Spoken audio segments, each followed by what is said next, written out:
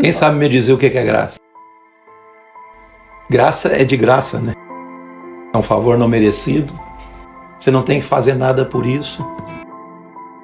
Porque a graça de Deus é manifestada trazendo salvação a todos os homens. Deus em Cristo estava reconciliando o homem e o mundo inteiro por intermédio de Jesus. Não é o que você faz, não é as obras das suas mãos, não é a sua frequência ao culto, não é aquilo que você precisa se esforçar, eu tenho que me esforçar para alcançar. Não, você já alcançou. Você já alcançou porque foi de graça e foi feito. Quando Jesus na cruz, ele disse tetelestai. Tetelestai significa está feito, está consumado, está pronto, está pago. Você não tem que fazer mais nada. Você tem que acreditar que está feito. Não, mas eu preciso fazer isso. Não, você não precisa fazer mais nada. Você precisa crer. Ontem eu disse um versículo lá em casa. Está em Marcos capítulo 5, versículo 36. Diz assim: não temas. Crê somente. E hoje Jesus está dizendo para você: não tema. Crê somente. Obras de fé é crer. Você precisa crer que está feito.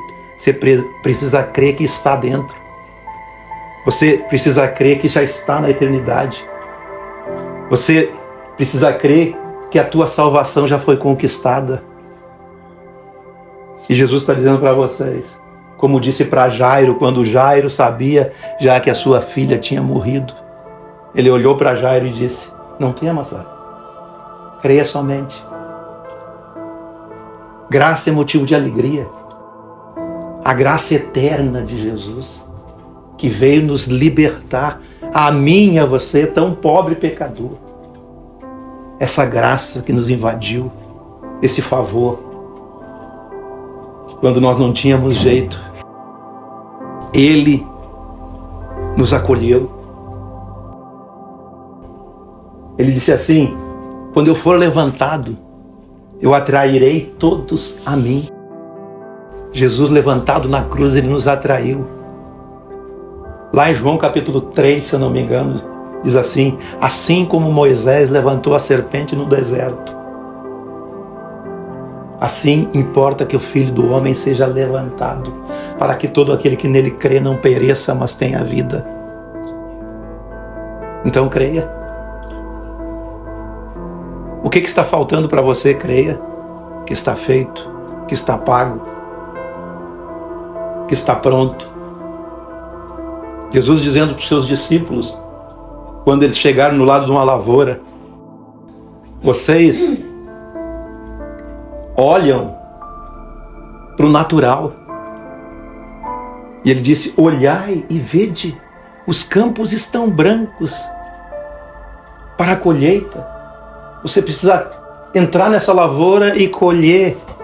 O Evangelho é uma lavoura que você tem que entrar e colher. Os campos já estão brancos para a ceifa. O Evangelho está posto. O Evangelho, que é o poder de Deus da transformação da vida do homem. Mas você precisa acreditar nisso. O crente, quem crê, ele não fica esperando. Paulo diz assim que a esperança ela não se confunde, porque o amor de Deus foi derramado por todos nós. Quem é o amor de Deus? Deus amou o mundo de tal maneira que deu o seu Filho unigênito para que todos aqueles que creem nele não pereçam, mas tenham vida. Eu vim, disse Jesus, para que vocês tenham vida e vida em abundância. Você tem vida em abundância? Você não pode ter dúvida. Você tem tudo. Vida em abundância é ter tudo, mesmo se você não tiver nada. Mesmo que você não tenha nada, você tem tudo porque você está nele. Tudo que nós estamos vendo aqui, inclusive nós, essa carne, essa matéria que vai virar pó, tudo vai passar. Mas a eternidade está aqui dentro. Essa não vai morrer nunca. Ela vai voltar para o lugar de onde ela veio. O nosso espírito. Então por que você se preocupa? Porque esses são princípios elementares da doutrina do Evangelho. Graça, um dos maiores princípios. Graça, tudo está feito, tudo está pago, tudo está consumado. Eu não preciso fazer mais nada, eu tenho que crer. Eu tenho que entrar. Quem crê está dentro, quem não crê ainda nunca entrou. Quem não crê nunca entrou. Você tem que crer para entrar. Não é no templo. Não é neste lugar. Não é no monte. Não é em qualquer lugar físico. É no seu espírito. Os verdadeiros adoradores adorarão ao Pai no espírito. Porque Deus é espírito. Não tem outro jeito de adorar. A conexão é no espírito. É no espírito. É no espírito. É no espírito. Você não pode ser desligado do espírito. À medida que nós vamos edificando isso tudo, nós estamos sendo absorvidos pela vida. Estamos sendo absorvidos pela vida de Deus. Jesus, certa vez, olhou para uma das irmãs de Lázaro, que era a Marta, e disse: Marta, por que você está preocupada com tantas coisas? Eu pergunto para vocês hoje aqui, por que você está preocupado com tantas coisas? E eu pergunto de novo, por que você está preocupado com tantas coisas? Só uma coisa, disse Jesus, é necessária. Queridos, é uma coisa necessária. Estar aos pés do Evangelho, aos pés de Jesus, escutando a sua voz, o seu ensinamento, a sua doutrina, o seu espírito. É disso que nós precisamos.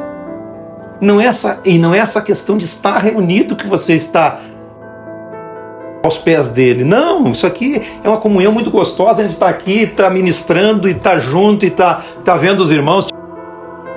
Mas a questão aos pés de Jesus é ouvindo, testificando no seu espírito que ele está falando, os ensinamentos dele, os básicos.